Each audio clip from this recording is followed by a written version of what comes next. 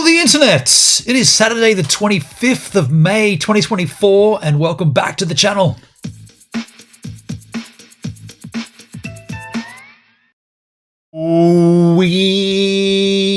Can you detect my excitement? I do love these 10th streams. Every 10 weeks we do a special stream. It's special because we get to open up a special bottle of Jack Daniels. The Jack that's behind me, it's been there for 10 weeks. And I am really excited for this one. Crikey.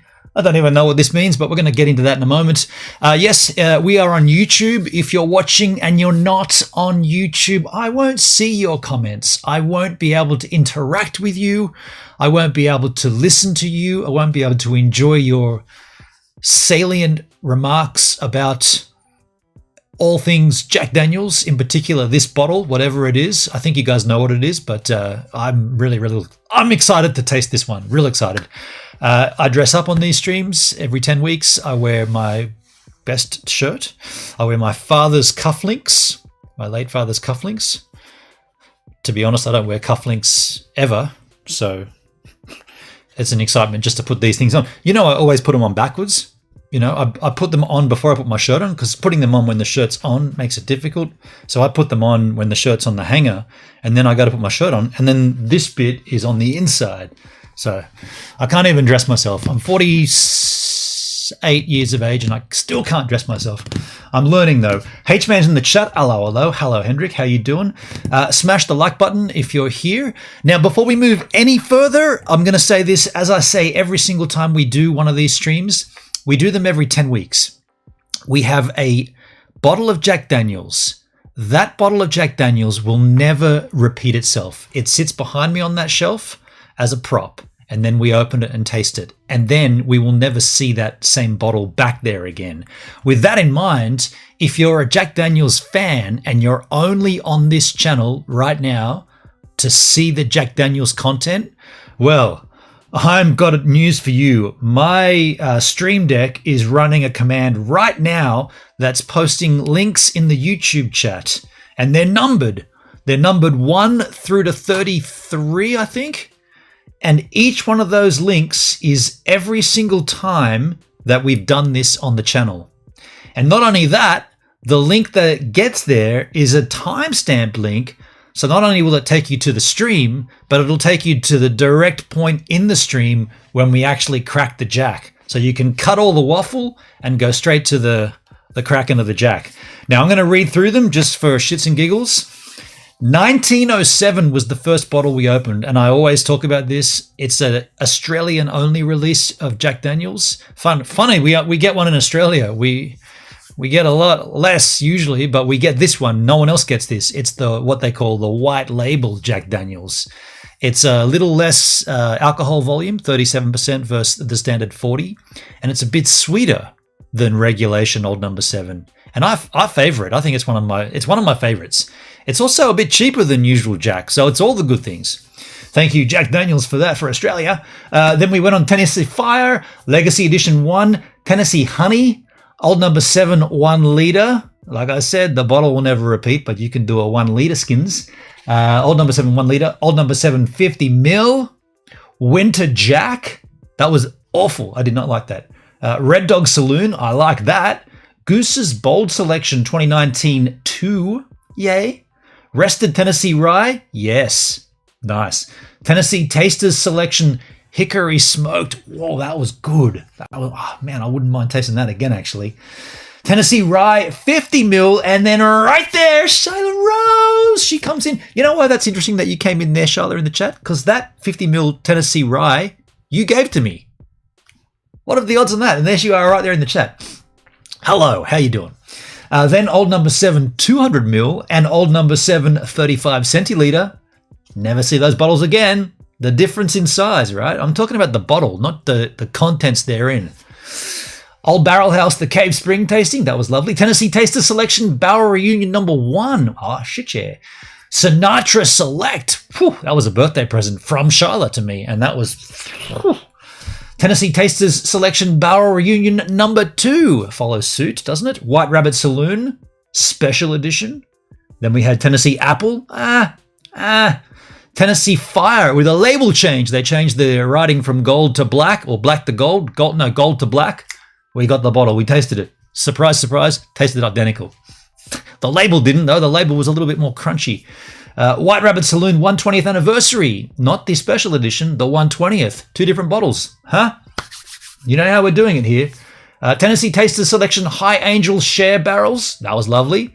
150th anniversary tasting. Tennessee Tasters Barrel Proof Rye. Mr. Jack's 160th birthday. That big, solid, matte-shaped bottle, or matte-colored, rounded bottle. That was great. Very sexy. Tennessee Travelers. Yeah, the Travelers Tennessee Taste. The smaller bottle, not the Tennessee Taster. Tennessee Traveler, a square bottle. Ooh, bold and spicy. And then sweet and oaky.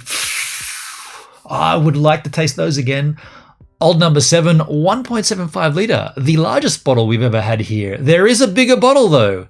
There's a smaller bottle. There's a 1.5 litre. 1.75. Oh, and then there's the 3 litre. Whoa.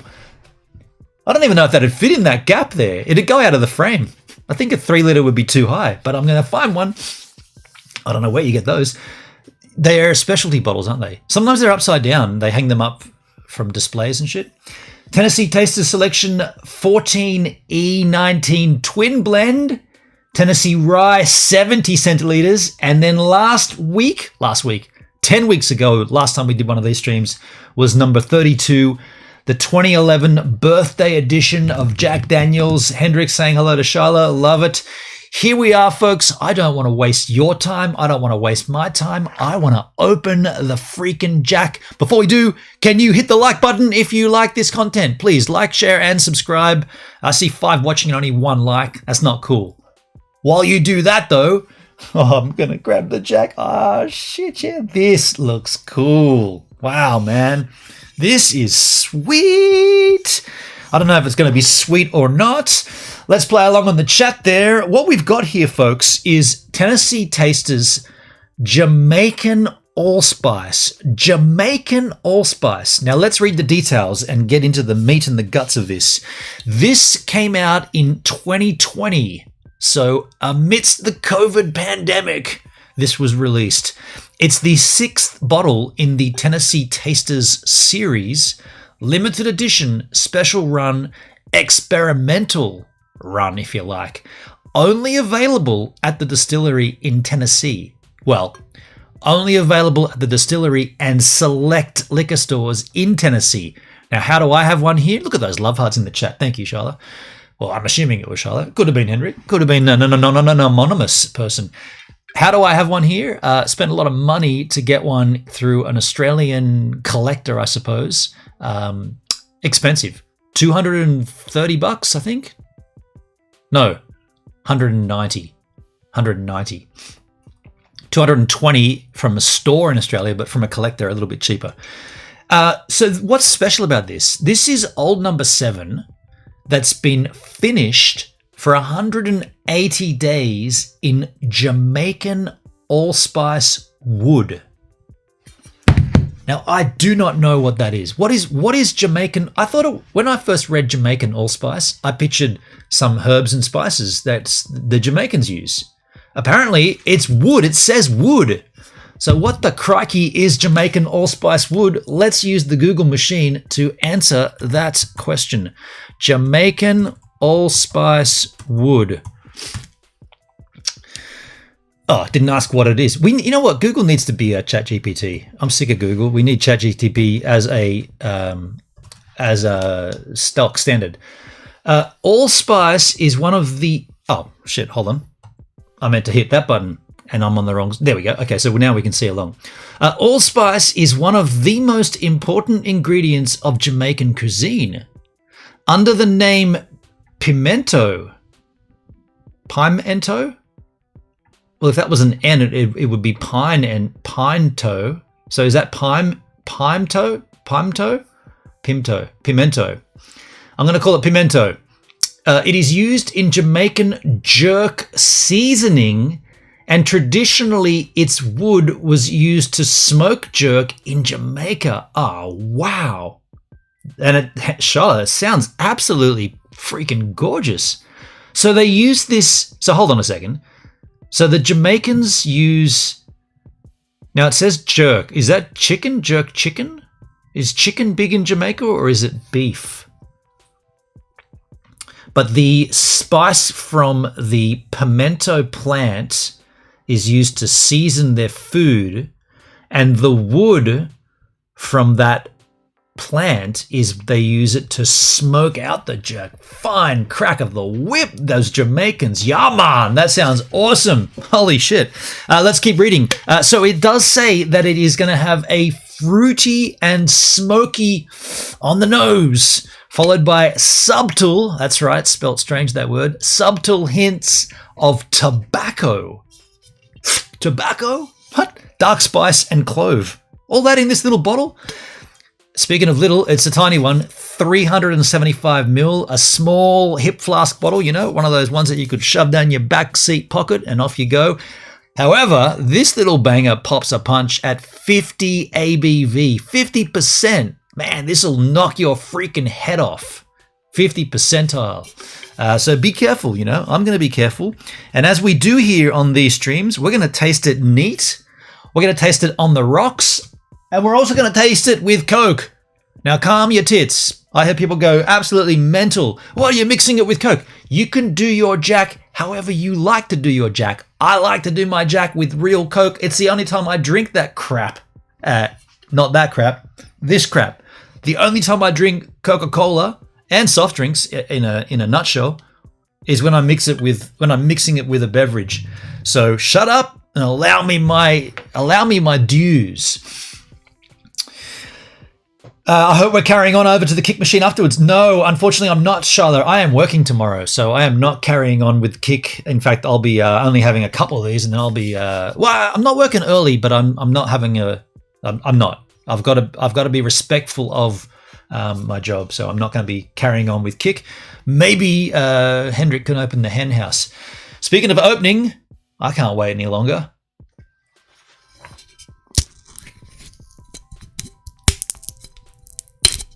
The seal has been busted. What does this thing smell like? So, oh shit. Oh, it smells like rye. Yeah, Dugsky, how you doing, man? Dude, it smells like Tennessee rye on the noses. What did it say on the nose here? It said on the nose it should be fruity and smoky. Okay, fruity and smoky. I'm going to shake it. I'm going to give it a good shake up, you know? I don't know if I activated the cholesterols. I know that's not what's in there, but I want to activate them. I don't know. It just feels like you should do that. You know, it's been sitting like that for 10 weeks. You should activate the celestial connaissance. Now they're activated. Doesn't smell any different, to be honest. It doesn't have that. It's peppery. Definitely got peppery on the smell there.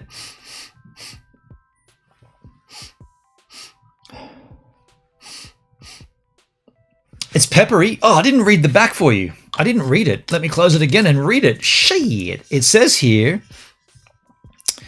So it goes around the corner of the bottle, which makes it difficult to read, but it's funky. It's hip.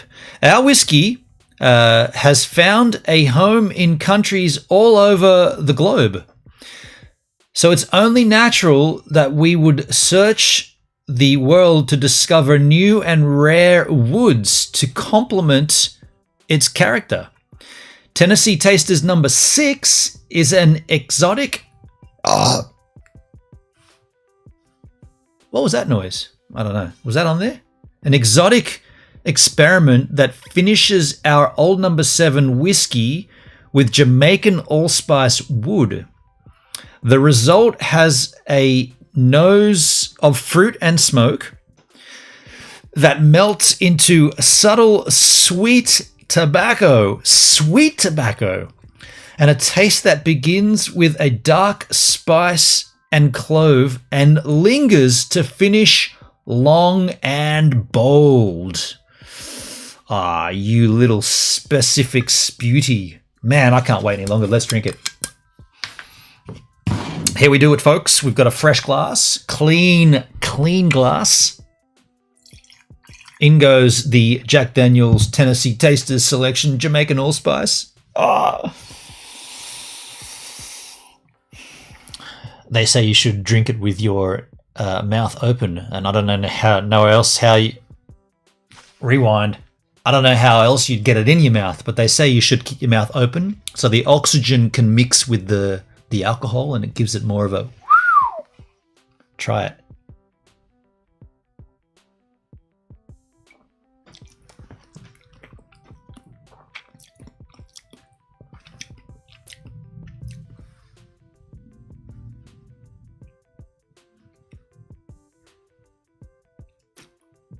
We've hit a jackpot. Holy crap.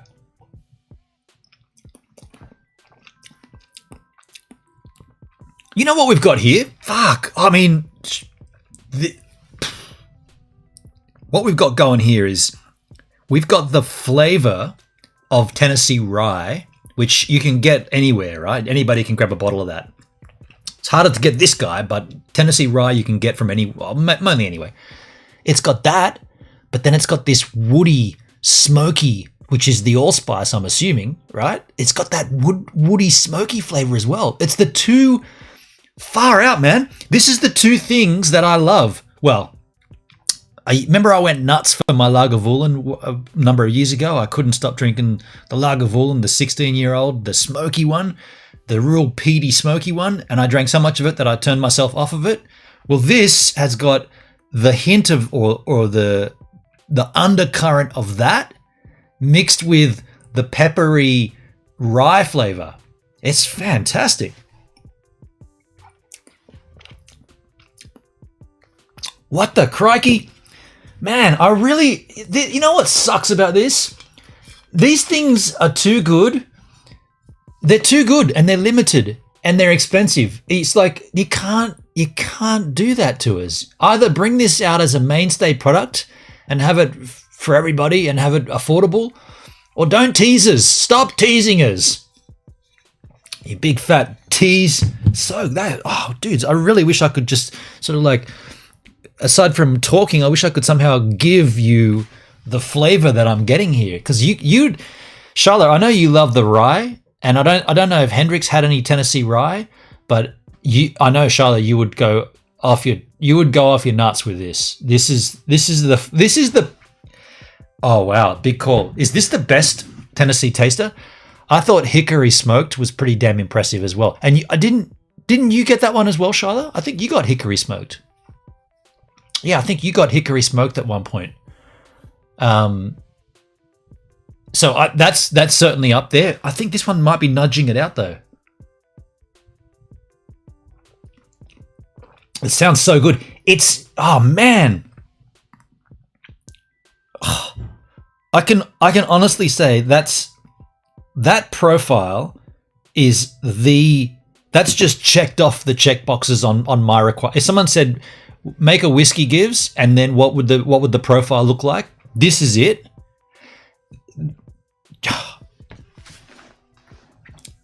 It's even got, and you know what it is? It said it on that thing. It said it here. It said sweet.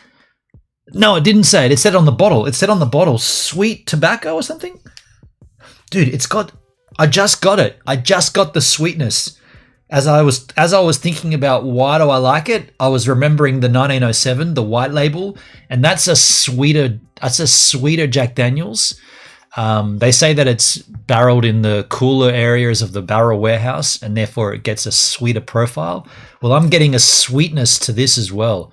I don't smoke cigarettes, so I don't really know what this tobacco flavor is meant to be. What did it say? Yeah, sweet tobacco. I don't really know what that's meant to be. I know what a packet of cigarettes smells like, but I don't really get that in here. Yeah, but far out. Dude. I gotta add some. I gotta just.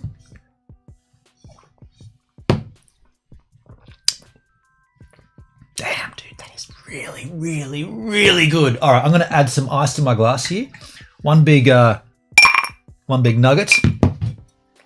It's It's very potent too, which is good and bad. Yeah. Daleski, what to do? Check out Duty Free next week. Oh, where are you going, Duty Free, Daleski? Just going to put a little more in here with ice, and it opens it up. What this does is it's the equivalent of adding water to the whiskey, and that just separates all the molecules and makes it a little bit more easier to get in your gut. But I'll tell you what, if I could speak of my favorites, my favorite Jack Daniel's goes like this, and it's a weird sort of scale, or it's a weird progression, but 1907, the white label, that's the cheapest. People say that's the lousiest. I think it's the greatest. That's the greatest to me. Then I really thought, and by the way, we're going off the stuff that we've tasted here on the stream, and in those 32 other streams that we've done. 1907 up number one, front runner number one. Then I thought the Red Dog Saloon was up there, as that was a beautiful one. Sinatra Select was really good. But then you jump in, and it's somewhere in there, you either got Sinatra Select, or do you go Hickory Smoked Tennessee Taster, or do you go spicy, bold and spicy Tennessee Traveler? And I'm in a bit of a funny position about those ones. But certainly up front was 1907 white label, Absolutity. This here is up there in that mix, and it's making me consider, or it's confusing me as to which ones go where and how do they all lock together, because I can't. Yeah, it's too good. It's so good. Bold and spicy. Yeah, Dale. Yeah, yeah. Of course, with your namesake, you liked that one. That one was good too. That one was good, and I think that's getting a local release. Or sorry, you can get that. So when that came out, the Bold and Spicy Tennessee Traveler, not to be confused with Tennessee Tasters. This is different. The Taster series is only available in Tennessee and at like the White Rabbit Saloon, and there's certain liquor stores in Tennessee. Tennessee Traveler, when it came out, 2 bottles, Bold and Spicy and not Dark and Stormy, Bold and Spicy and Light and Tangy. No, I can't recall the other one. Sweet and Oaky. Bold and Spicy and Sweet and Oaky. Those 2 bottles were released simultaneously, only available in German duty-free stores, Heinemann's, in Germany. Not Heinemann's Global, just heinemann's.de. Bizarre, right? Bizarre. And then it slowly progressed out to all Heinemann's duty-free stores globally. And now I've seen it in... It's so smoky, my fire alarm's going off. Hold on a second. I'll be right back.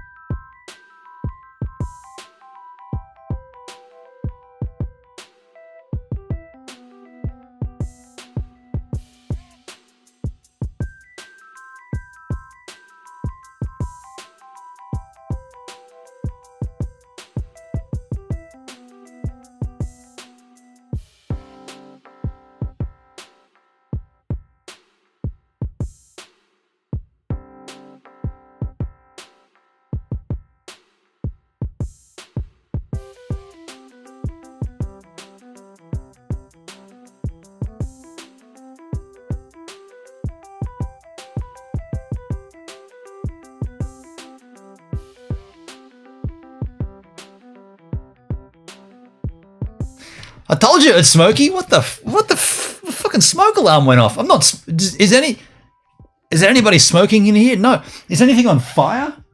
It's so damn smoky and good. My smoke alarm was going off. I just wanted to stop that, or get off the stream and fix it. I'm also in my pajamas underneath here, so I kind of wanted to keep it professional from here up, but I've got my pajamas and shit down there. That was loud as fuck. Dude, it scared the shit out of me. I was like, what? And here with fires and stuff, wow, man, what? I was waxing on about something too. I can't remember what it was, but I'm going to taste this now that it's been sitting in ice for a while.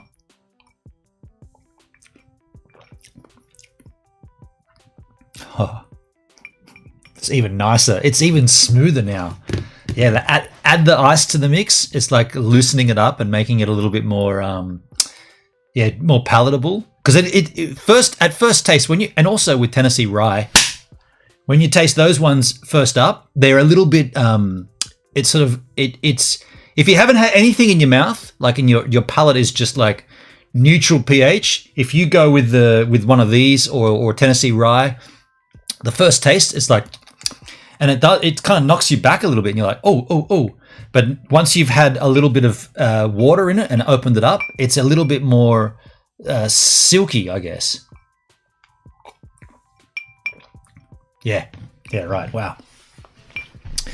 So I like Jack Daniels. Is my mic hot? I think my mic's just slightly hot. I'm going to drop it back a little bit. I just see it peeking into the red. I'm dropping it back. Hold on a sec. I just dropped my mic back 2 dB. Yeah, 2 dB. It's still hitting the red, but not peaking in there. I'll go down to 3. I'm just trying to, I'm trying to perfect my audio. Anyway. Yikes, I thought that was my smoke alarm. Was it that loud on the stream that you guys thought it was your smoke alarm? You said Smokey and Siri is an idiot. That was not Siri. That was loud as if, that was bizarre. Yeah, so wet makes it more silky, opens it up. Imagine that. Oh, Dale. Shit. So I'm going to stay out of the gutter because this is a Jack Daniels stream, but if you want to hang out down there in the gutter town, you be my guest.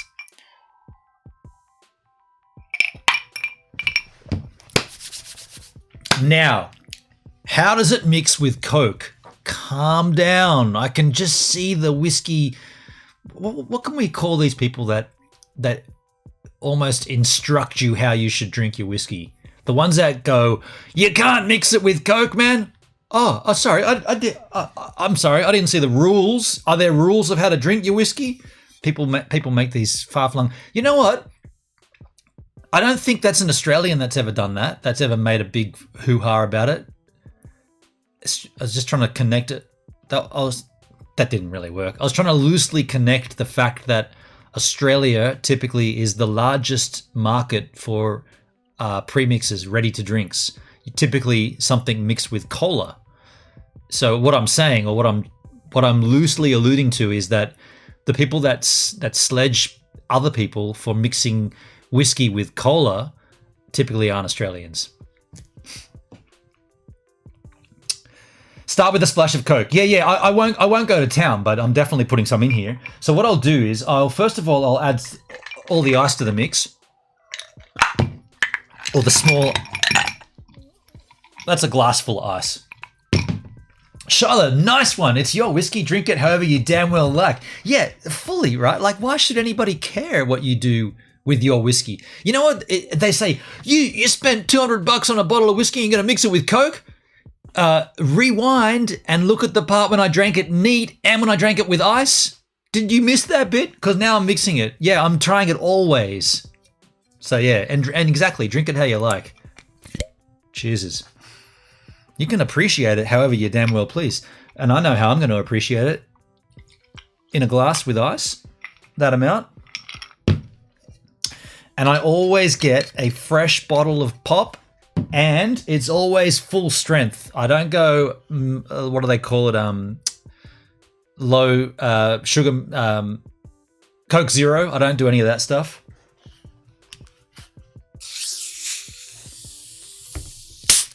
And I always salute the makers. Well, I don't drink. This is bad for you, right? Make no mistake. This shit is so bad for you. Of all the things you could put in your body, this one is possibly the worst. So don't do this. And if you do it subtly when you're doing something else that might benefit from it. But I'm sorry if anybody in my audience that, I don't know, maybe Dale likes his Coke, maybe Charlotte drinks Coke, maybe Hendrik does, maybe Dugsky does. I'm sorry if this upsets you. I cannot imagine coming in from a hot day, like a summer's day, and you're out there doing some yard work or something. I cannot think going to the fridge and going, oh, give me a big icy glass of Coke to replenish my sweated out. I'd be like, fucking what? Dude, just get me a glass of water. That's all I need. You don't need this? All that sugar and shit? No, man. So now that I've sledged it, Watch me drink it.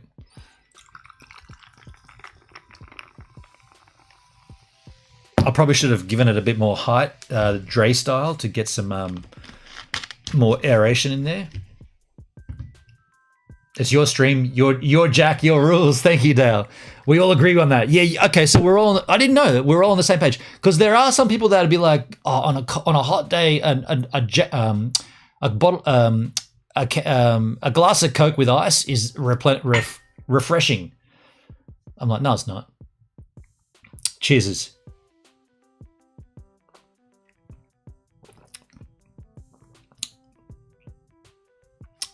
That's interesting. Wow, that's an interesting flavor. Okay. I got to tell you something. That's not really working that well.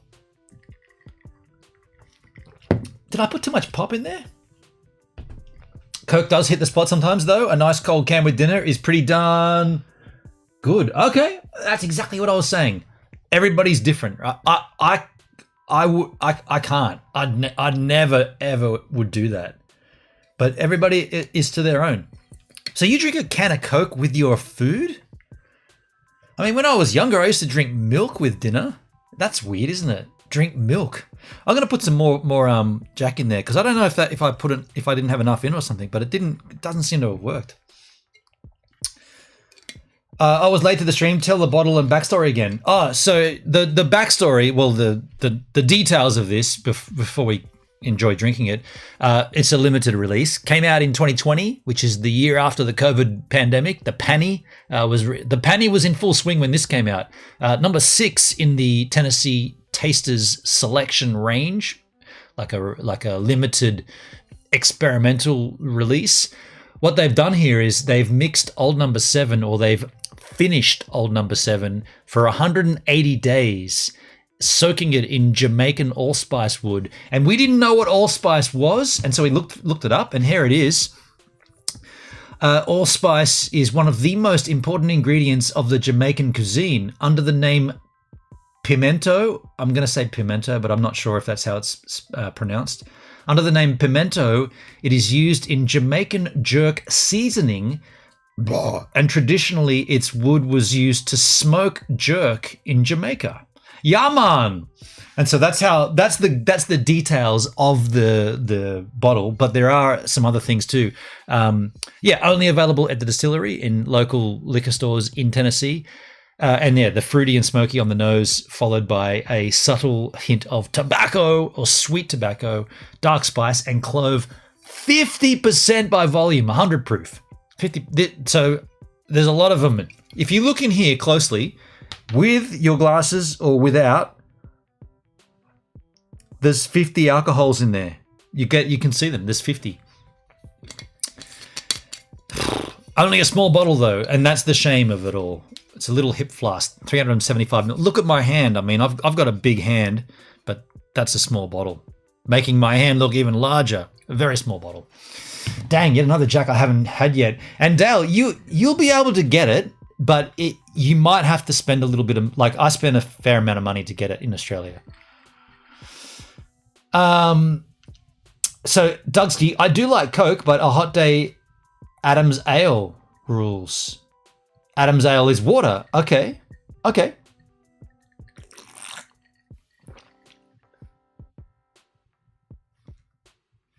Okay, so this is not happening for me. I'm going to add more ice to it. I don't know. It's not working with the Coke. It's not working at all. And I know, here comes all the aficionados going, "Ha, I told you, what kind of a dickhead were you to even try that, you idiot? Are you telling me you mixed these two together and you didn't think it was going to, and you're surprised that it didn't work, you idiot?" It's not working that well, if I'm being honest. It's not working that well. I put more ice in it thinking that might help it. What have you done to me? You mean I can only drink this neat or on the Roxas? Just drink it straight then. Yeah, just neck it. How did you obtain it? So there is okay, let me tell you. Let's sit back and enjoy story time with Gibbs. So Do you guys recall I did a stream? It was a long time ago, not a long time ago. It might have been before New Zealand, so 2 years ago. Do you recall a stream that I did 2 years ago? Do you? Aren't you going to be more specific about what the stream was about? Oh yeah. I've had some of this extremely potent Jack, and I'm already trying to. That seemed in my head that was a real funny gag, but as I was saying it, I kind of realized it was a bit lame. So the stream in question, there was a stream that we did talking about scammers in the Jack Daniels sort of collector's sphere. Now, I'm not a collector, but you might argue, yes, you are, dude. You've got lots of exclusive bottles. Because whenever I get something like this, I get 2 of them, and I keep the other one. I store the other one. So I've got 2 of these. So you might say you are a collector. So I don't regard myself as a collector. I regard myself as a drinker. The collectors never drink their shit. I get 2 of each so that I can drink. And I always thought, I don't know why, but I always thought, well, in the event of my death, Baxter and Claudia will inherit the other ones and they can drink them. or I'll drive off into the sunset in Govan and just have a massive booze up with all these extra, I don't know, something will happen. Might take them with me to Ezra, I don't know. Anyway, so we did this stream where we talked about scammers in the collector's sphere. Now, what it was in specific was on Facebook, or a bunch of these Facebook groups that I was involved in for Jack Daniels rare bottles. Someone or a dude in the UK was buying empty bottles. So when these are finished, they'd buy the empties, and they were refilling them with old number 7 and resealing them. Like he bought a sealer, like a correct, an official, like cellophane sealer, and I'm going to answer your question, Dale. Let me tell you. I'm going to tell story time till I get there, but I am going to answer your question. So these were not just Tennessee Tasters, but any Jack Daniels sort of limited edition special bottle. This guy was buying all the empties and then reselling them as phonies and pushing them off as legit. And when that was brought to our attention in these various communities on Facebook, I did a live stream highlighting it and saying, "Hey guys, just be aware, this is happening out there." And there was one kind of key giveaway to realize that you'd been duped. And what it was a real subtle change.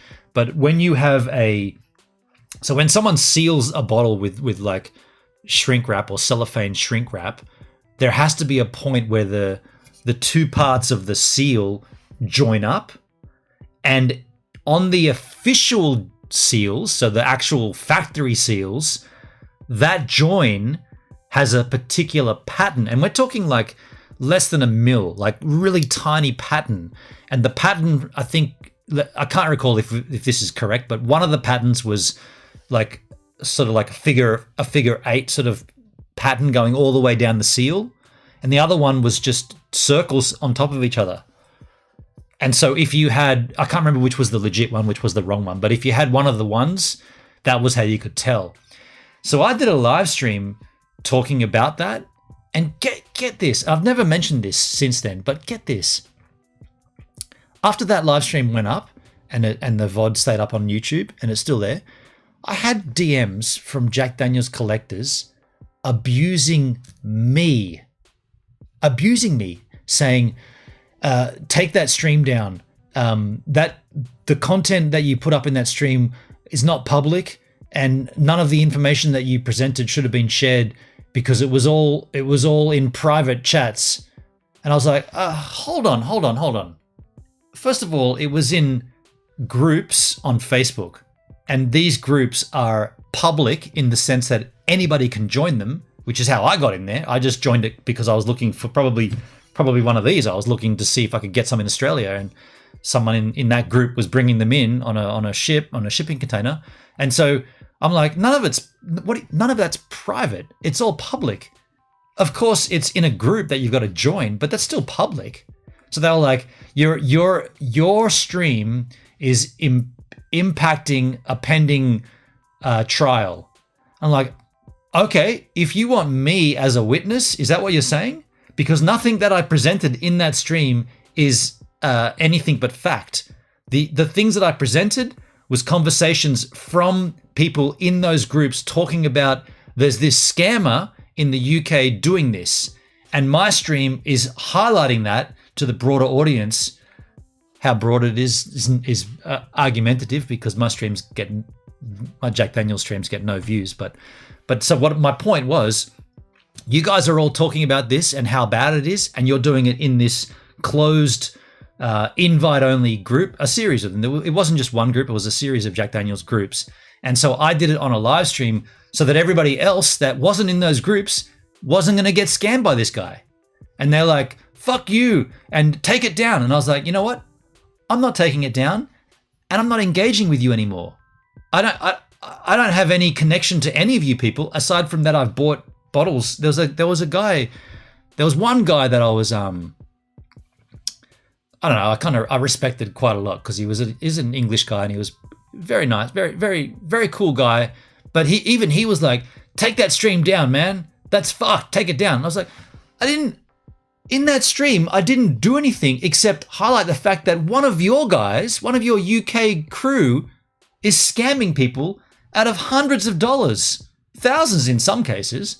So what, you want me to take it? And I was like, what am I missing here? Am I missing, like, is this like a ring of people doing this and they don't want to get caught? And so this is in my mind, this is what I was thinking. I thought that there was more than one person involved.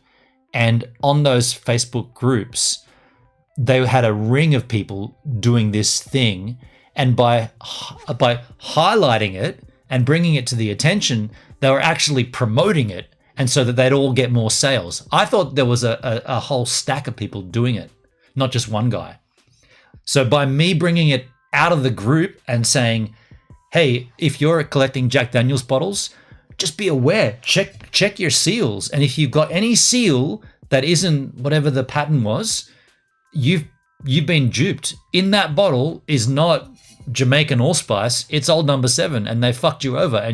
And by the way, you should then go back and look at the chain of your purchase history and who that person was, and you should be litigating against them.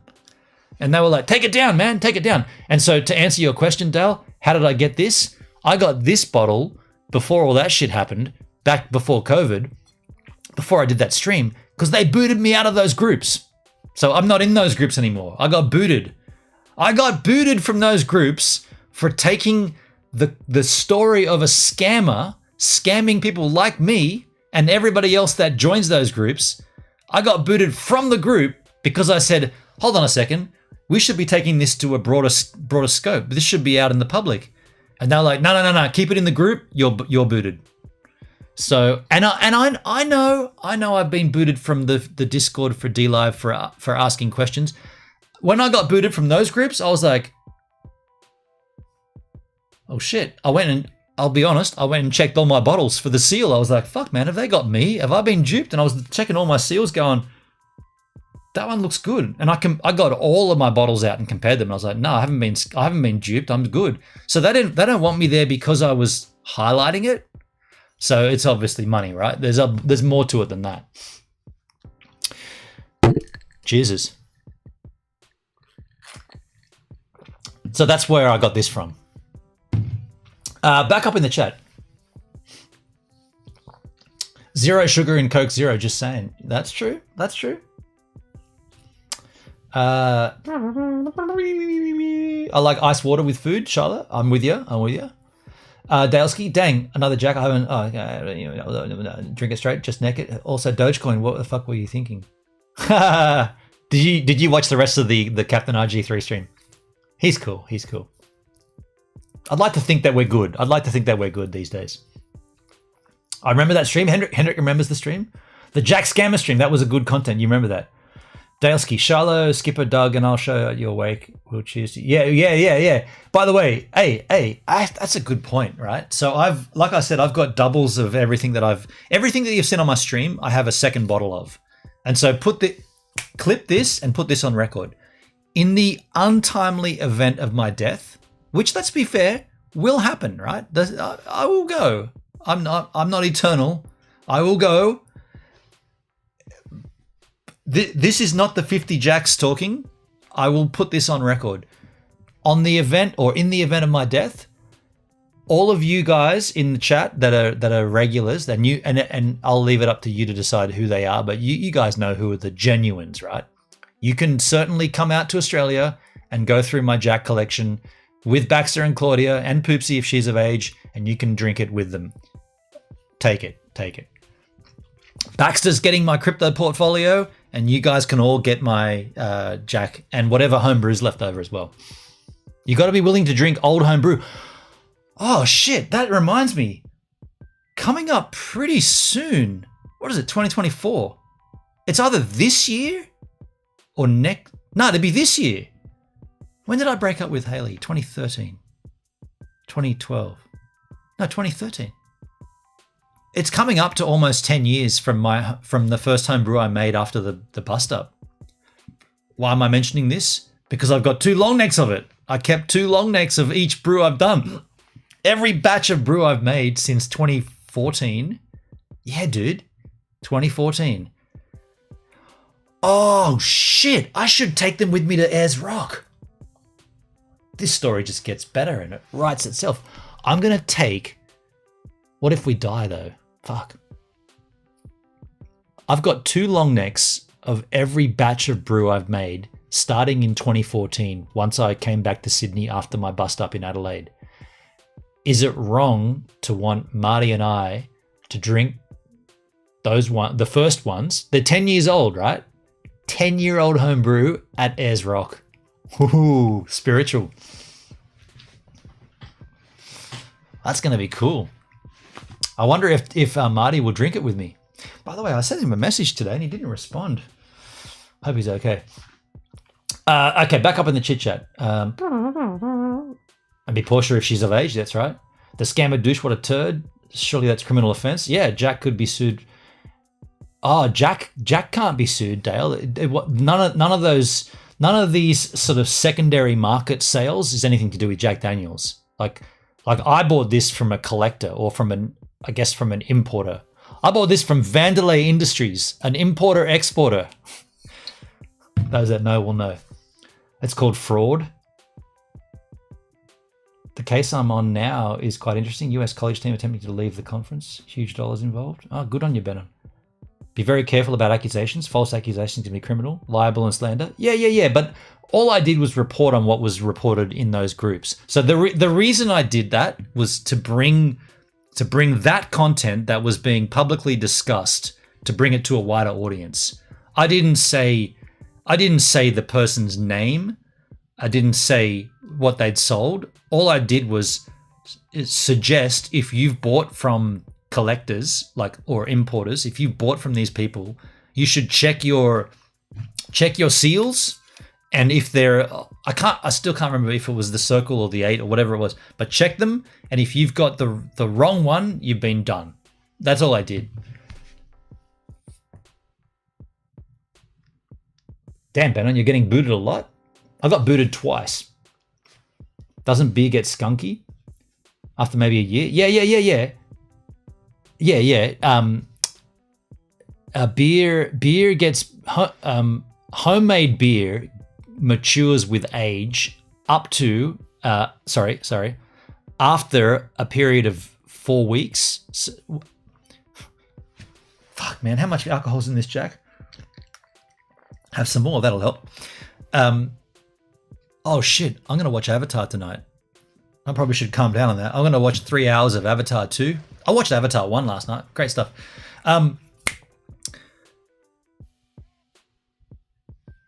What was the train of thought? Dude, that station just left. That train left.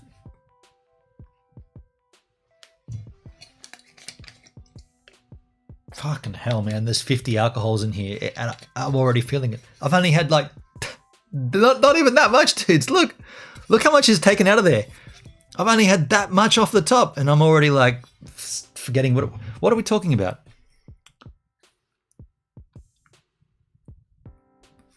I can't remember what I said 20 seconds ago. What the fuck? Doesn't beer get skunky? Okay, so homebrew beer and I've seen a dude, my housemate, an old mate, Gavin Gumble. I've seen Gavin drink homebrew. He was an alcoholic though, from the fermenter. So you ferment beer in a canister, and it usually takes about a week for all the yeast to activate and turn into alcohol. So yeast and some sugar, any sugar, like could be honey, could be actual sugar, could be custard, could be dextrose.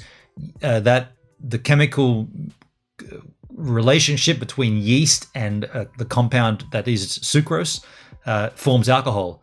And so you put all that shit together. Basically beer is water, sugar, yeast, and other flavors. So you put all that shit in one thing and hold it. You hodl that shit for about a week, and you can visually see the chemical reaction happening in the form of gas. So once the sugar activates with the yeast, it actually creates an exhaust, and that you can visually see that if you put they call it a water. I don't even know what the name is, but it's like a water lock, and it's a tube that has like a up and down. It's got like an upside down U and a normal shape U, and you put water in it. And so when this reaction, and you've got a sealed container, so when this reaction starts happening, it pushes up through that water and creates a bubble. And so you get this bubble. So there's a constant bubbling for about a week. Once the bubbling has stopped or slowed down, it's at that point that you know that inside of that container is all the ingredients, and the yeast has jumped across to the sugars and gone, let's all do our thing. Let's all get together and party. They partied for a week and they created alcohol. So they all had a massive orgy, and the outcome was a whole bunch of alcohols. And that alcohol is now in the container with the other ingredients. And then what you should do, and what homebrewers normally do, if you're going down the avenue of putting it in bottles, is you get your bottle, you sterilize it. Once the bottle's sterilized, inside the bottle, you've got to put a little bit more sugar. Now, why would you do that? Well, that sugar is the sugar that gives it the carbonation. Right now, it's a product, or it's a liquid that has no fizz. But if you put extra sugar in the bottle and then you pour the beer or the liquid into the bottle and seal it, that extra sugar creates carbonation. And that's when people fuck up, because they put too much sugar in and they seal the bottle and they store it in their attic or whatever, and all of a sudden you get pop, pop, pop, too much sugar in the bottle. So you've got to be careful how much goes in. There's requirements and whatnot. Per literage of liquid, you should put X amount of sugar. And so the fuck am I talking about this for? Oh, does it go off? So after you've done that, and then you store the beer, you've got a period of about 4 to 5 weeks where you shouldn't drink it. At that time, the beer in the bottle is, again, there's reaction taking place to create the carbonation. Now, you could argue, well, I've drank flat beer before, so why can't I just drink it without waiting? You could, and you can, and that's what I'm saying. My ex-housemate, my old housemate back in Perth days, did.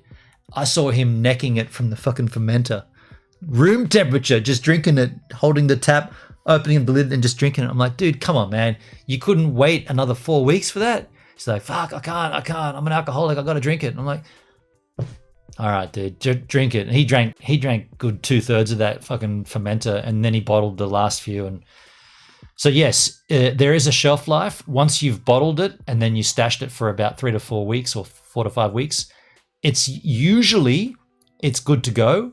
But I've found, and I've done this on the stream before, and by the way, it's going to happen next week. I've got a brew that's coming out. A brew is ready on Monday. That's 5 weeks since it's been capped and ready to go. I've found in the past, I've found that if you wait the mandatory 5 weeks, 4 to 5 weeks, it's drinkable, it's good. But then if you happen to be able to wait an additional 3 to 4, so maybe 2 months in total, it's so much better. And there's a window of about, from that 2 month period, if you extend it out to about 6 months, maybe 7, 6, 7, 8, 9, pushing to 10 months, that's the window of like drinkability. That's when you should consume the brew that you made. Now, then you might say, well, why the fuck did you keep two long necks of each brew that you've made? I don't know. I'm just a bit of a weirdo like that. Like, I just thought, I'm back in Sydney. It's a different phase of my life. Yeah, I'm doing homebrew, and I just wanted to keep. So there's 2 long necks of every batch I've made since 2014. And I can't think of anybody else I'd rather drink it with than Marty. But then again, I got to be upfront with him and say, dude, this might make you sick, right? You're drinking homebrew beer from 10 years ago. Are you willing to try it with me? We're out here. By the way, if we're sick and we're at Uluru and we're shitting ourselves everywhere, it's going to be a fun experience, right? At least we'll be doing it together, though. I'll do it with him. Maybe try one at a time till you know it's okay. Don't forget, there's only one of each. There's 2 long necks of each batch. So each batch is from a period of time. So the first batch I did in 2014, I labeled it, and there's like 30 long necks or 32 long necks. I took 2 of those long necks. You guys know them as I plead the 5th, 5 ounces, right? 5 ounces of beer, 2 separate bottles. I took 2 of those, put them aside. Forgot about them. Months went past, maybe 8 months. We had to do another brew, made another brew. Took 2 of those ones, put those aside. And as it turns out, I've now done, I think I've got like 28, 44 long necks. Does that make sense? 2 from each batch. The first batch had 2. Next batch was months later. That also has 2. So arguably the oldest one will be the one that's labeled 1, because that's my first batch. And that was definitely because I broke up with Haley in 2013 and would have left Adelaide in sometime in 2013, and it would have taken me a year to get my shit together to start making brew again. Yeah. Can share a bottle, have lots of batches. Can share a bottle, you have lots of batches. Long browns, Doug knows. Now, Dale, I think you're missing the point, man. I might not being. It could be me not explaining it accurately, but I feel like I've been pretty clear. Are you missing it though? Are you not understanding what's going on?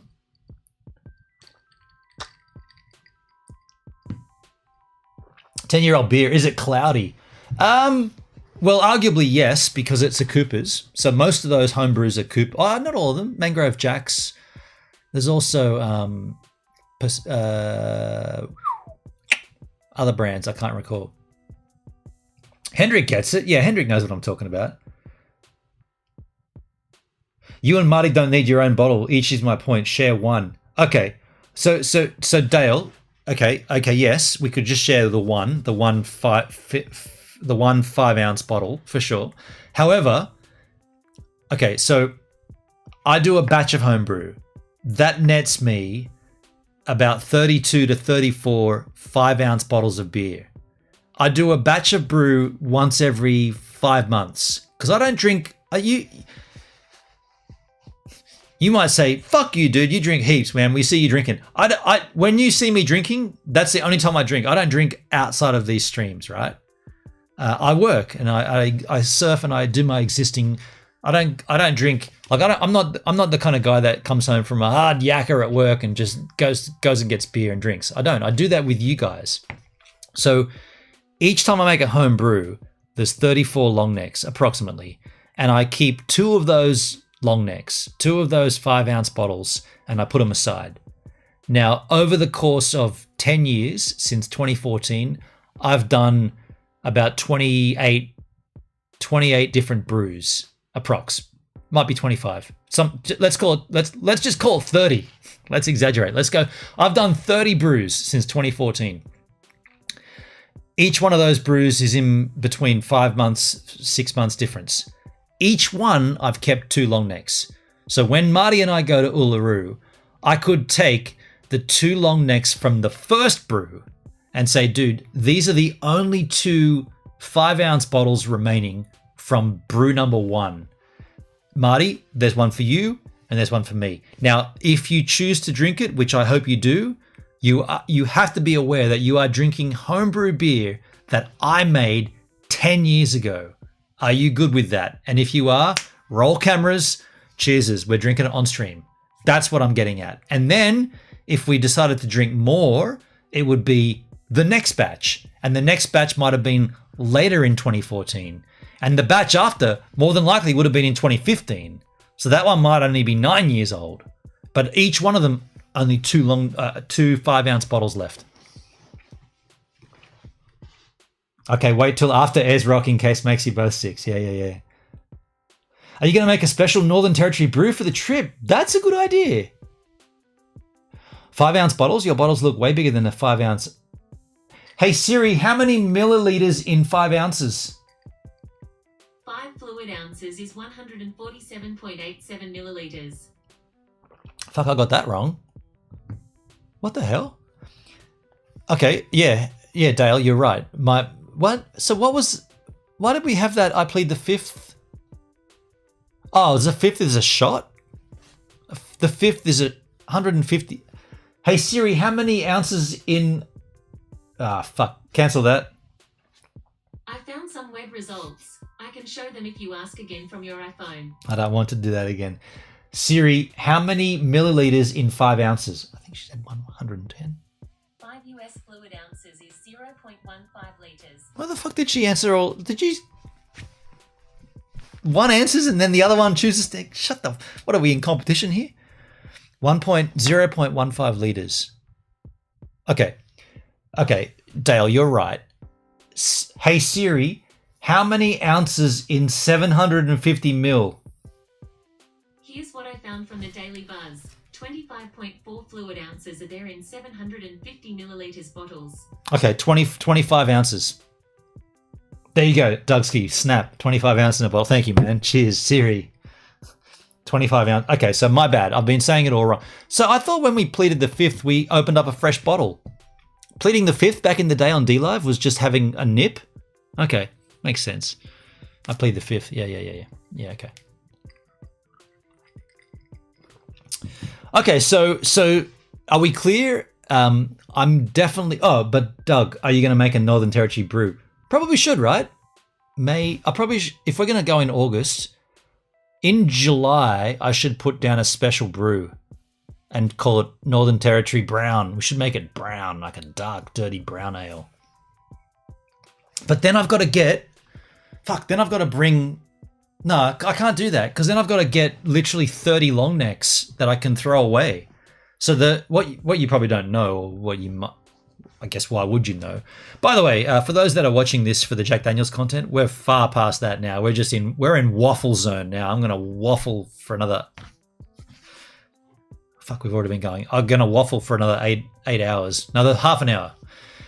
We're past the Jack content. You know, that's past. We're just gonna sit here and chew the fat, as we do. But I don't have that amount of bottles. Because my bottles are repeated over and over again. You need to use NT stubbies for that. Where do I get those from though, Hendrik? What are NT stubbies? NT stubbies. NT stubby. What's an NT stubby?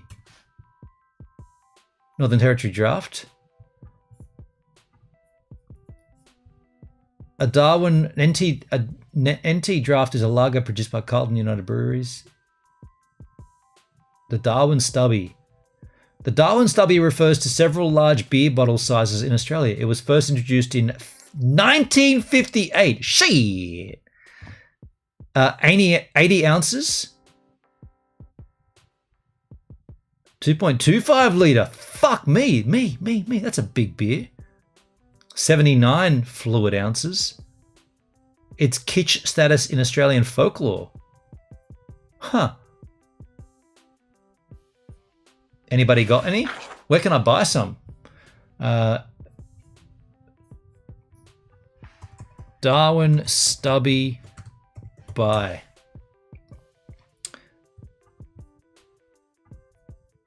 Gumtree.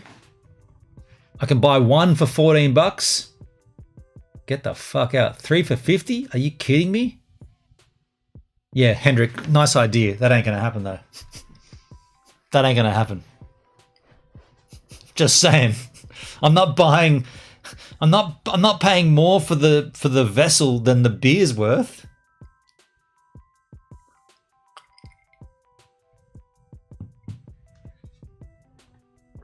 Two liters. Gibbs needs a remedial math class. Stat. What have I done wrong now? I thought that was pretty. No, that wasn't. Google got that wrong, dude. I didn't do anything wrong. I read off Google, man. You can't blame me for that shit. Are you going to blame me for that? Is that what's going on here?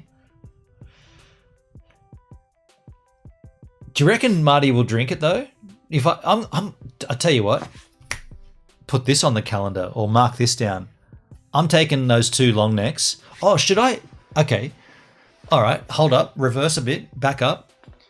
Should I take both long necks of those batches from 2014?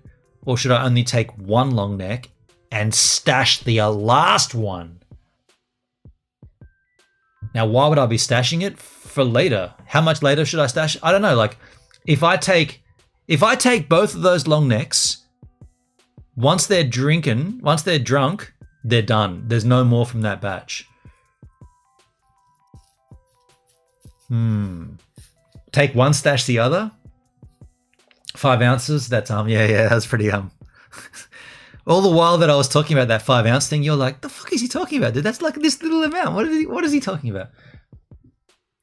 That was my point a while ago. Okay. So this just in gives him it's a little bit tipsy, and he's not making much sense when it comes down to addition. Okay, fair enough. You win. But I'll tell you what, man, unless you've got homebrew that you made in 2014 after you busted up with a girlfriend and you've kept 2 of each long neck, then shut the fuck up, man. I'm the one that made the brew. I'm the one that stashed the brew. I'm the brew master at this point. I have the story and I have the brew. So you don't have anything. So shut the fuck up. you know I'm just messing, man, but I feel like you're right. I should take one and stash the other. And I shouldn't tell Marty that there's still another one. I should just say, dude, I won't even say this is the last from, I'll say I kept a brew from each brew. I kept brews. I don't want to lie to him though. I want him to think that there's no more, but I also don't want to forego the fact that maybe in 20 years time I could say, hey man, do you remember that time we had that brew in Alice Springs at Uluru? I told you it was the last one from that batch. I was lying. I actually have another one. And he'd be like, dude, that's 20 years. That's 20-year-old homebrew. Are you serious? And I'm like, yeah, I've got that other one. And where we will be, probably the Grand Canyon or something. Some exquisite location Marty and I are at, and we're like, are you willing to risk your intestinal gut fortitude to have a homebrew that I made 20 years ago? Marty will go for it. Yeah, he will. I'll go for it. And I'll be the one that goes to hospital. Florida Beach, the 20-year. Dude, I've always wanted to go to Flowrider. Definitely, man. Yeah. I've wanted to go and see the manatees. That's always been an interest of mine. I know it sounds silly. Like, there's this big... Like I think we've got a similar one called a doongog or gongdong. There's a weird sea animal that we've got that's kind of like a manatee, but I've wanted to go to Florida for that. Yeah.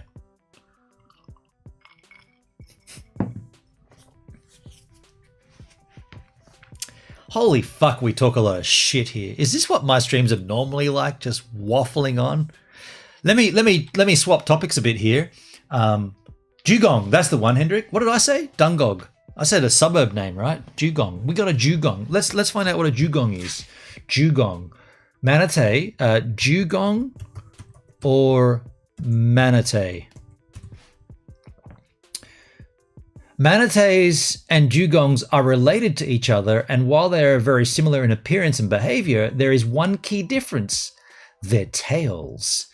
Manatees have a paddle-shaped tail and dugongs have flute tails, giving a whale-like bill. There you go, folks. There it is. Fuck you. Science. The tail. Right. They're both extremely strange looking animals though, aren't they? So this is a manatee on this side? Yeah, the left side's manatee. Nope, that's the dugong. My bad. The dugong has a dolphin tail and the manatee has a big shovel. Look, this tail, that's lame. Oh, big fat tail. This one's got more style, hey? That's got like fully, that's curved and it's got these inner out bits. This is just this big fat fucking, they're lame. So dugongs are way cooler than manatees. They're both sea cows though, aren't they? They're both cows of the sea. I gotta say, the dugong looks cooler, but I do want to see the manatee. Social life. We have dugongs here in Moreton Bay, Henrik. Shit, man. How about you go out and do an IRL stream and show us a dugong, man? I see a cow. Yeah, it looks like a cow. A water cow. They're both the same size, 2.4 to 4 meters long, or 8 to 10 feet. Holy shit, man, they weigh a lot. Between 400 and 600 kilograms. What's that? 880 to 1320 pound. Fuck you and your pounds. How long until America? America, you have to start using the metric system. Come on, man. What are you stuck in, like, fucking funky progressive America? Like, how come you've stuck in the imperial system? You should be skipping across and using what the rest of the world's using. America, you're like advancing all the things, and then the one critical thing where you measure everything, you're like, nah, the old way's way better. Like pounds and fucking fluid ounces. What? We've gone so far from there, man. Minus 36 Fahrenheit is 0. What? 0 is 0, man. The scale starts at nothing. There's no temperature. Anything below that is below temperature, and anything above. But your scale starts way down here at minus 36. What? Come on, man. Am I right? Or anybody, am I right? Like, of all the things, the measuring of the thing, America still goes, nah, old school. Old school is way better. You're so wrong. The guy who drives on the wrong side of the road. Well, all right, let's dissect that while we've got time, which we don't have, but we're gonna make time here. Is there a correct side and an incorrect side to drive on? A lot of it to me is based upon where in the vehicle the driver is. So if the driver is sitting, the driver should be sitting closest to oncoming traffic, right? So the driver of the vehicle, the one who's directing the vehicle, for peripheral sake, like for Jane's addiction's sake, Hendrik will get it. For those, you need to be closest to what's oncoming. So as long as the vehicle has the driver seated in the position that's closest to potential threats from oncoming, that doesn't matter. Because the other thing is, when you swap countries and certain parts of Europe, and you also swap the driver's seat. So I don't think there is a right and a wrong answer there. I feel like they're both correct if you use that as the scale. Metric makes sense. I'll agree. If Gibbs ever streams without a rant, we'll know for certain there is something wrong. If I ever crack open a Jack and don't have a rant, you'll be like, fuck, man, was that, did you get that rare non-alcoholic Jack Daniels? The one that came from the hottest part of the barrel warehouse and it burnt away all the alcohol? That's how I feel. I feel like so as the, do you know what would mess everything up is if somebody made a vehicle with the steering wheel in the center of the vehicle. That'd be like, well, what? That's weird. What part of the road do you drive on then? Doesn't matter. You're in the center. Because I've driven on both sides, and what I've found, the adapting from driving on. So in Australia, the driver sits in the right-hand side of the vehicle, and therefore we drive on the left-hand side of the road, and so the driver is closest to the center lane. Now flip that shit and go to America, and the driver sits in the left-hand side of the vehicle, yet the vehicle drives on the right-hand side of the road. So again, the driver is closest to the center lane. And that just makes sense to me. Like it makes sense both ways based upon purely where the driver sits. Yeah. So if they ever swap that out and say, okay, drivers can sit in the center or in the back, imagine driving from the back.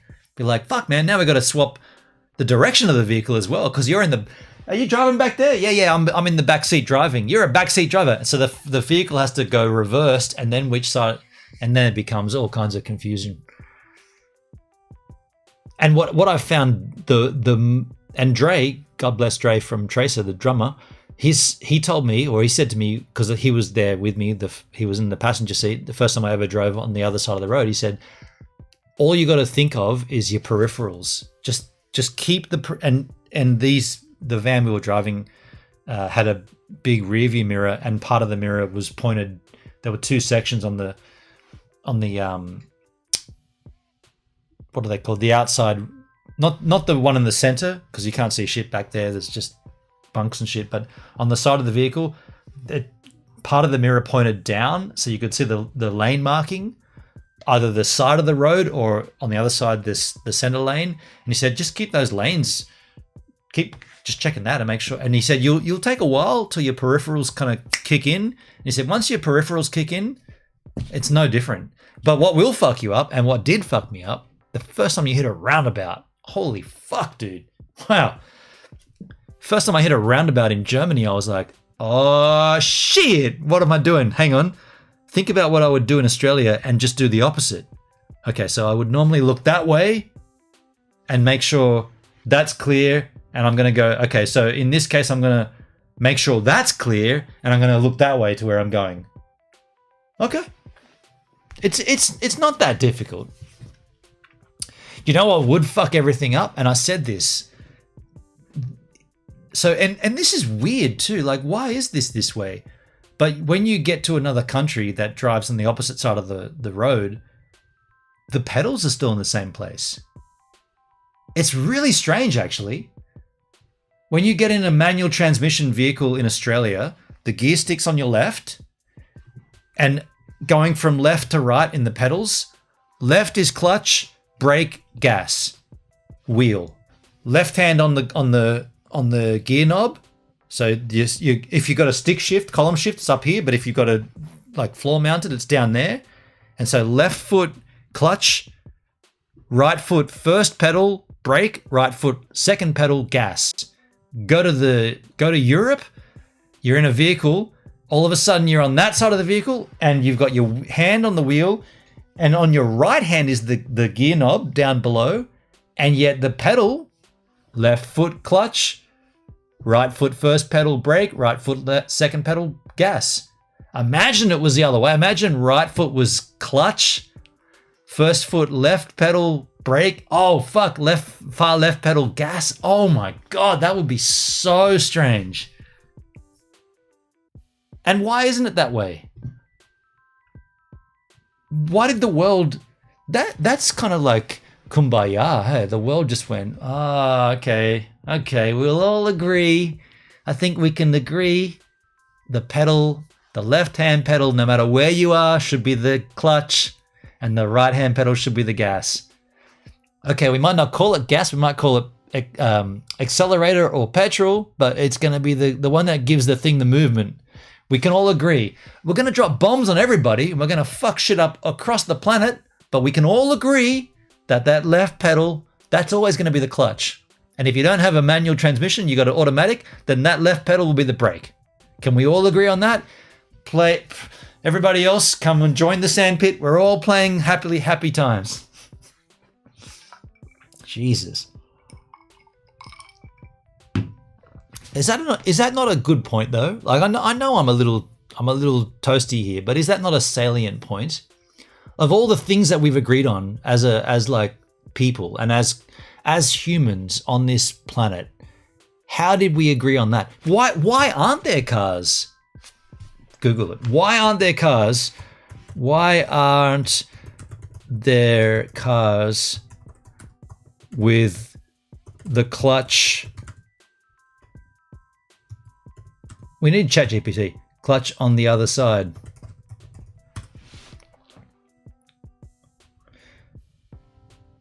Is the clutch and or brake pedal still to the left of the gas? No, the pedals are orientated exactly the same way as regular cars. I guess they're answering the question. Why is the clutch on the left and the accelerator on the right? Get the fuck out of there. The arrangement of the clutch on the left and the accelerator on the right in cars is a common configuration in vehicles with manual transmissions, especially in countries where driving on the right side of the road. This configuration is based on a few factors. One, historical reasons. So because we all played together in the past, we should all play together in the future. It's cool. The layout of the pedals in the cars evolved over time. The current arrangement has become standardized in many countries. I'd say it's in all countries, right? Early cars had manual gearboxes. The layout of the pedals was established based on the most ergonomic and practical designs. Sequential operation. In a manual transmission, the clutch pedal is used for shifting gears, while the accelerator pedal controls the speed. No shit. Placing the clutch pedal on the left and the gas on the right allows for a more sequential and intuitive operation of these two important controls. But that's bullshit, because you go to Europe and it's the other way around, but the pedals are still in the same spot. Dexterity of the foot. Most people have a more precise control with their right foot, making it better suited control. Okay, so you got better gas control. That makes sense. The left foot is then that makes sense. For consistency, having a standardized layout for the pedals makes it easier for drivers to switch. Wow. While it is theoretically possible to design a car with the clutch on the right and the accelerator on the left, the current config has become the standard and is unlikely to change drastically due to the reasons mentioned above. Yeah, we'll bomb the shit out of anybody that we don't agree with. We'll bomb countries because our border needs to be moved. We'll fucking blow up the embassy because they've got too many. You know what I'm saying? Like, we're bombing. There's bombs. There's shit going on. Yet, oh no. The layout of a vehicle, that's confirmed. Come by. We are the world. We are the clutch. Let your clutch be to the left and your gas be to the right. We are the people. You know what I'm saying? It seems all happy time. Fucking hell. I gotta get out of here, folks. I gotta work tomorrow. I feel like we've hit some pretty salient points, though, on the stream tonight.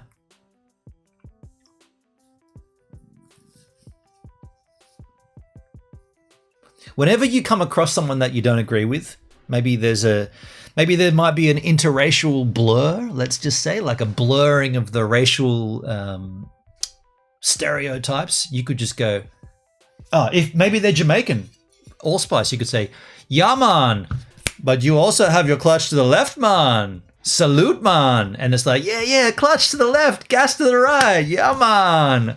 I was going to be racist against you, but because we all have the same layout, well, yeah, we're all human, right? You see what I'm saying?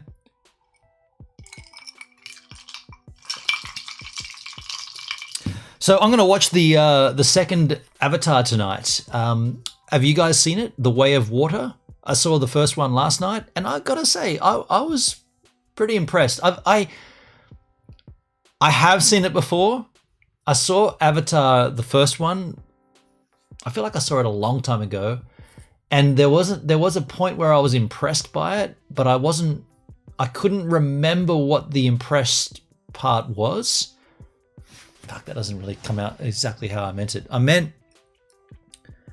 know that I walked away from Avatar 1 thinking that was a good film, but I wasn't sure why. And I watched it again last night, and in the scene where the forest, like the tree of knowledge or the tree of life, whatever the center tree was, where they've got like, it's like jellyfish floating through the air, and it was all lit up like a Christmas tree. That scene, I was like, wow, it's like a magical LED forest. Everywhere he steps, it lights up. It was beautiful. I was like, that's what impressed me about this film. It's this fantasy of LED and like glorified light. Beautiful. And so the film, I mean, it's an interesting tale, and I've been told The Way of Water is better and longer. So 3.5 hours I got to dedicate. Fuck, what time is it? 5:30. I got to go and start watching Avatar 2. I've never seen Avatar 2. Dale, you've never seen it? Hendrik, I've never seen any of them. Oh wow, okay. I don't know what your movie downloading rental scheme system is, but I'd recommend checking out well, don't just watch the second one. Watch the first one. No, I haven't seen the second one yet, but watch the first one. It was good. Dutski, Jamaican drives on the left with right-hand drive. Jamaica drives on the left-hand side with right-hand drive. So that's the same as us. Yeah. Benon, surf a luminescent wave. You'll be there. Wow, dude. Has that been done yet? Has that been done? Surfing on a bioluminescent wave. Surfing a bioluminescent wave. Has that been done? Surely someone's done that. Of course they have. Fuck yeah, dude. That looks so sick, even from the thumbnail. Oh, man. Let's check this shit out. This looks cool.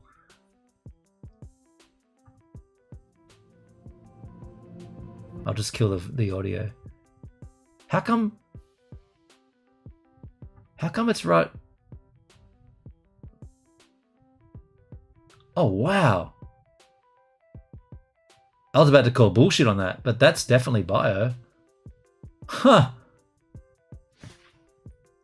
I was going to call bullshit at the start there because it looked like it was just like, why is it just with his board? But it's right around the board.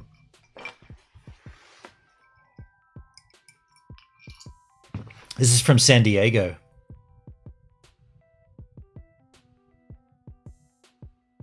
That's pretty cool.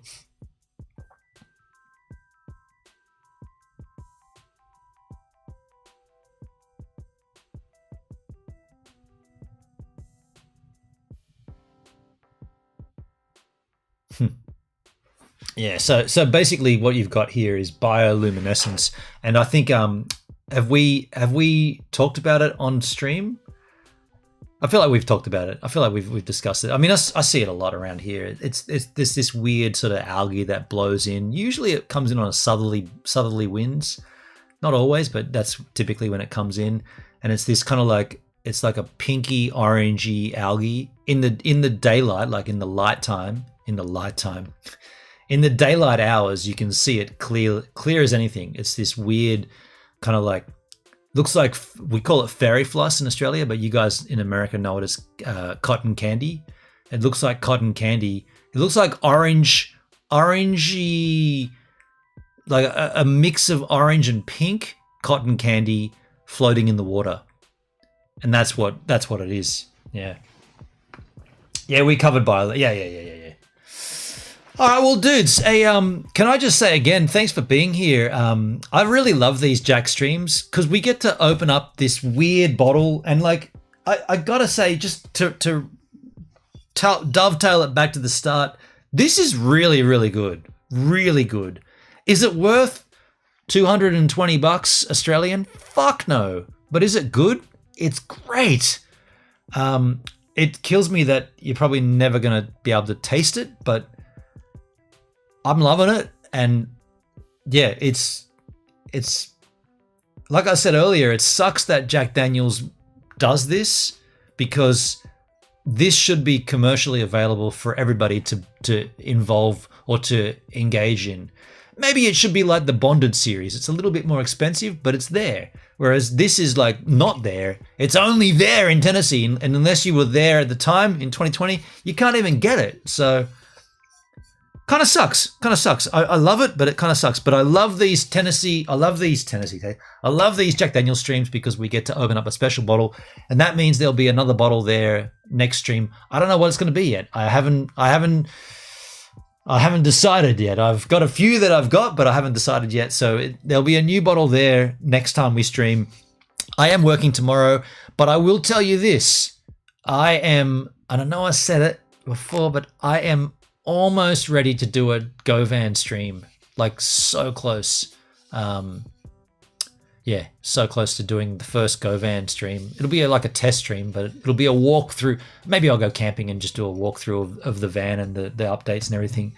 But it's so close.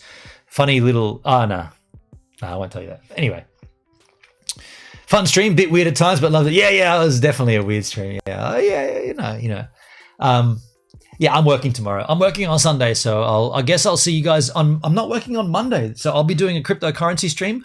On Monday, we're going to look into this Ape NFT token that DLive is giving streamers. Is anybody over on DLive? D what? No, there's no one over there. But I'm going to look into this Ape NFT token because did you know that you can, as a streamer, you can receive this token for free on DLive? Now you might say, come on, man. Oh, suddenly he's going to go back to DLive. I've always been restreaming over there. And if they're going to give me a token, I'm going to claim it, right? Why would I not? So you got to sign up to this wallet and then you get this Ape NFT. I don't really give a fuck about NFTs, but if they're going to give it to me, I'll flip that shit and get rid of it. So let's look forward to Govan. Yeah, the Govan stream. Either it'll Ben on Vango. It'll either be I'll either do a camping stream and we'll set up and then we'll talk about the vehicle, or I'll just go up to Crookies and do a stream and then not camp. I feel like I'm going to camp though. There's a couple of gigs coming up too. I've got a few gigs that I'm going to be shooting. Anyway, we'll talk. But it's edging, dude. It's May. It's edging closer to August, but it's edging even closer to getting out there and doing the first test stream with Govan. So see you yahoos when that happens, sort of soonish. And in the meantime, enjoy yourselves and cheers. Like, share, and subscribe. Thumbs up. Do it. Share.